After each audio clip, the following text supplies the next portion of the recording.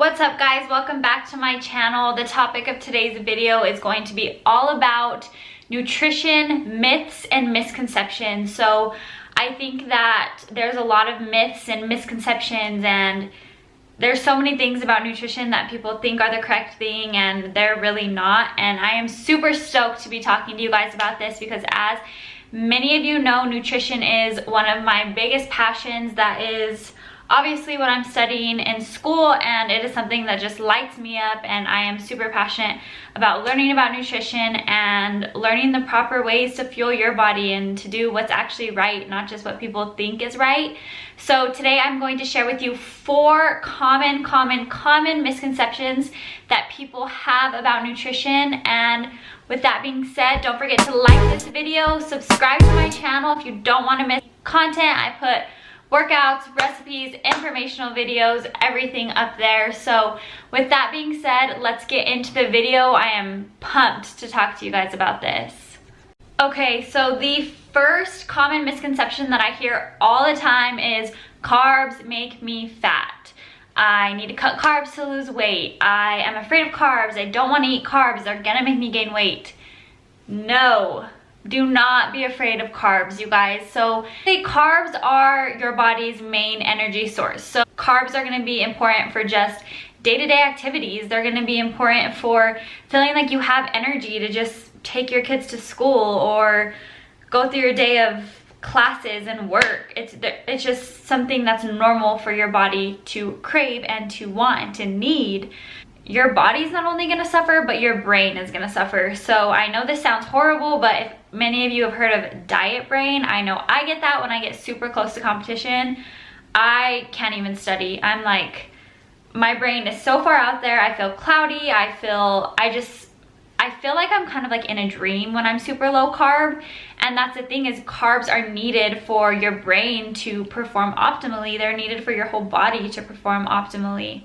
If you eat more body than if you eat more carbs than your body needs, that's when it's going to turn into fat. But guys, that will happen with any of the macronutrients.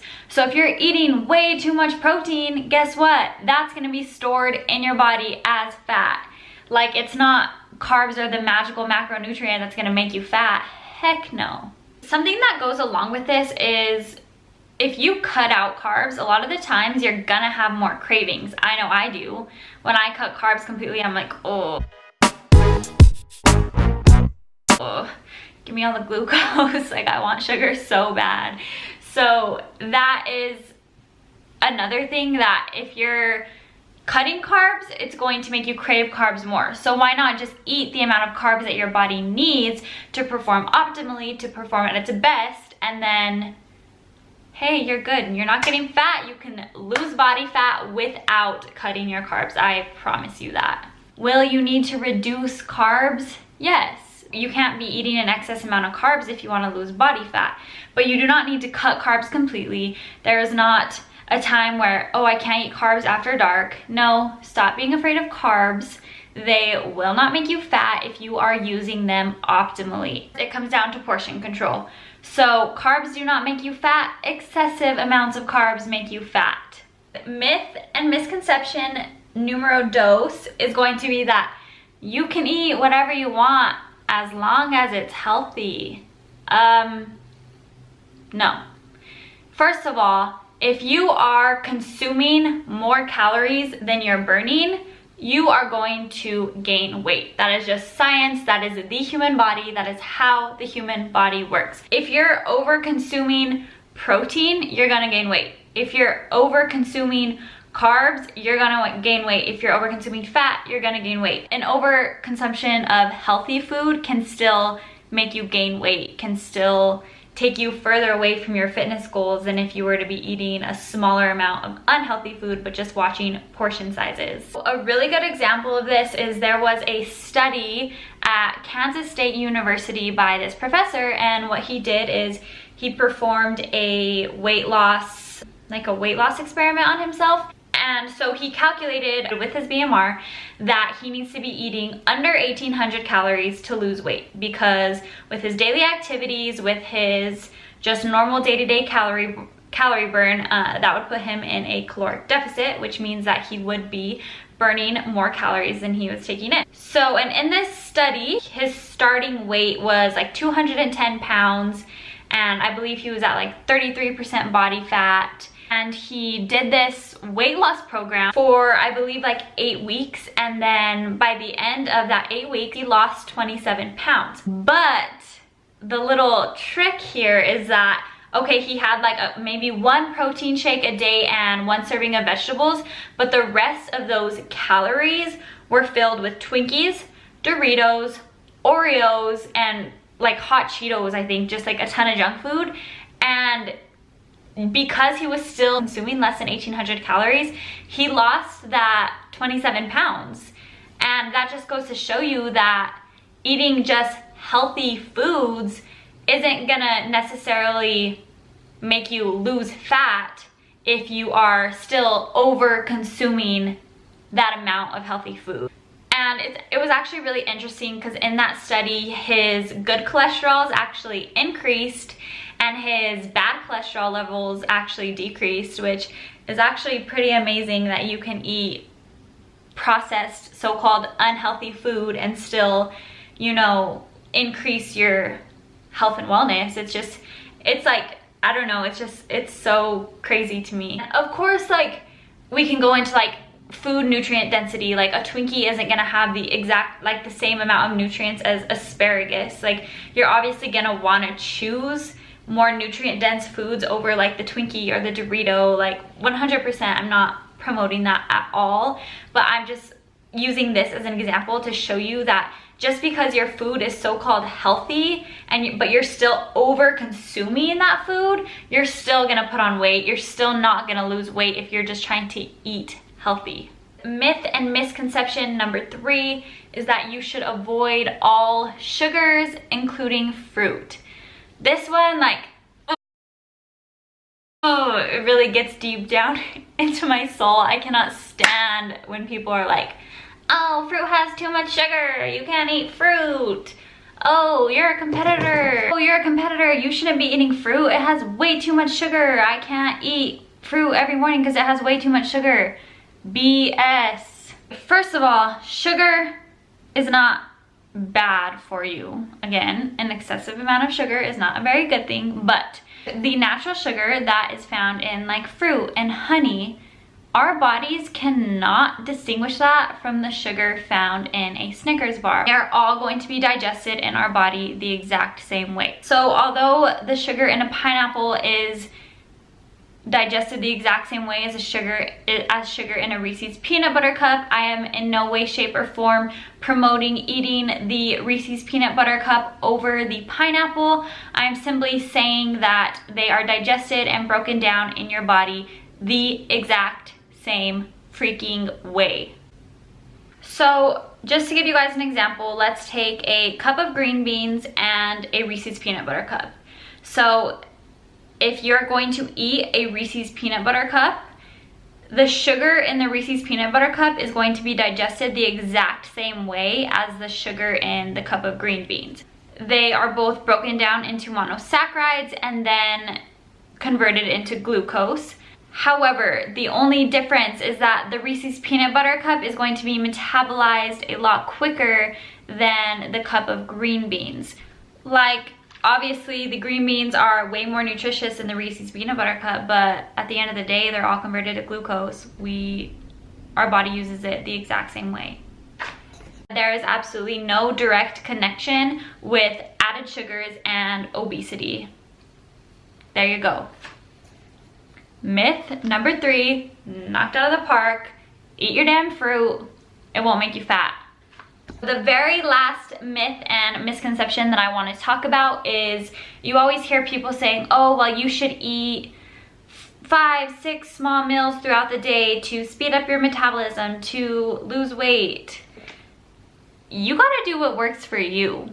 At the end of the day, a calorie is a freaking calorie. Whether you eat all those calories in one big meal, or if you eat all those calories in 3 big meals, or if you eat all those calories in 7 small meals throughout the day, it all equals the same amount at the end of the day. Just to give you guys a little bit of a background, each macronutrient, so your protein, your carbs, and your fat, they all take a different amount of energy to be broken down, and that is what's going to be called the thermic effect of food. It's basically the varying amounts of energy that is required to break down either your protein, your carbs, and your fat. So there was a study that researchers looked at the thermic effect of food, and they basically compared people eating the same caloric range in one meal versus 17 meals in a day. And remember,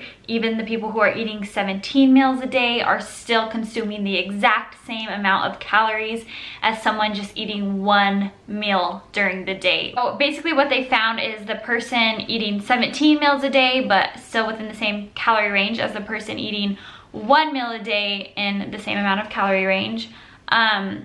Basically, they found absolutely no difference in total calories burned throughout the entire day, because guys, you got to remember that no matter what, the calories that they were consuming were the exact same. At the end of the day, this person ate the exact same amount of calories as this person, except this person ate all those calories in one meal and this person ate all of those calories in 17 meals. So basically the only difference is the person that was only eating one meal per day is only gonna have that one metabolic boost, where the person eating 17 meals a day is gonna have like 17 metabolic boosts, so they might be a little bit more satisfied than the person eating just one meal a day, because obviously they're gonna be eating more times throughout the day than the person just eating one meal per day. There was another study performed in Ontario, which researchers broke down a group of people into two groups. One of the groups was eating 3 meals per day and one of the groups was eating 6 meals per day. All of the people in the groups had their weight loss calories calculated, so all of the people were eating in a caloric deficit, which means all of them were on track to lose weight. At the end of the study, they found absolutely no significant difference in the people eating 3 meals per day versus the people eating 6 meals per day. They all noticed about the same amount of weight loss. There was absolutely no significant difference, which shows that eating 3 meals per day versus eating 6 meals per day is not going to boost your fat loss. You want to find an eating schedule that works for you. Like, for example, I typically do a lot better with like 4 or 5 smaller meals, because just being a competitor, my mind is very controlled by food, and food is something that I think about and have lots of anxiety about. So I do better eating, you know, 4 to 5 smaller meals, because I get those little insulin spikes, so I feel more satisfied throughout the day. But if you are someone who doesn't have that food anxiety and can just eat 2 to 3 meals a day, as long as you are staying within your calorie range, the amount of calories that you consume is what matters. It does not matter if you are eating 6 to 7 small meals a day. That's why I tell my clients, if you are busy, if you are a mom, if you just have a lot on your plate and you can't eat 5 to 7 meals a day, don't do it. Eat 3 meals a day.